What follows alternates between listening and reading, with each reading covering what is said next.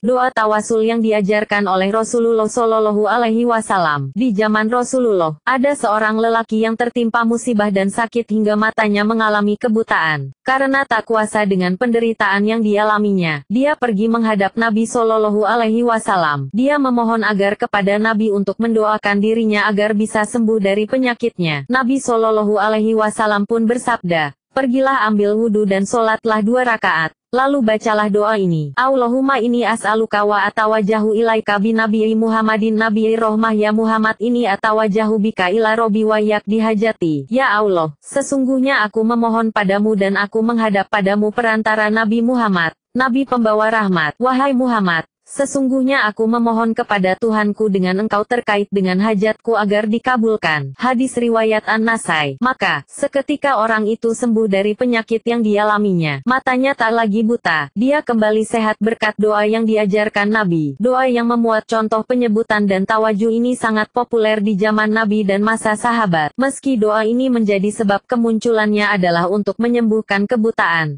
tapi dalam praktiknya dia merupakan doa segala hal, terutama saat ditimpa cobaan berat. Bahkan, dahulu pernah ada seseorang yang menghadap Khalifah Utsman bin Affan untuk memohon bantuan dengan segera. Tapi sayang, sang khalifah tak menggubrisnya, ia bahkan tak menoleh ke arah orang itu sama sekali. Maka dia pulang dengan tangan kosong tanpa hasil apapun. Lelaki itu lantas mengadu pada Utsman bin Hanif. Mendengar pengaduannya, Utsman bin Hanif lalu menyuruhnya wudhu dan menuju masjid untuk sholat 2 rakaat. Utsman bin Hanif berpesan agar usai sholat, lelaki itu mengucapkan doa di atas. Akhirnya, lelaki itu melaksanakan saran Utsman bin Hanif dan kembali menghadap sang khalifah. Sesampainya di rumah sang khalifah, tiba-tiba ia disambut dengan hangat dan langsung ditanya sang khalifah, "Apa yang bisa saya bantu?" Maka lelaki itu pun mengadukan segala hal yang mungkin bisa dibantu sang khalifah. Kisah itu diabadikan dalam kitab At-Targhib fi Ad-Du'a karya Abdul Wahid Al-Maqdisi. Sahabatku, lihatlah redaksi hadis ini. Aku menghadap kepadamu perantara Nabi Muhammad,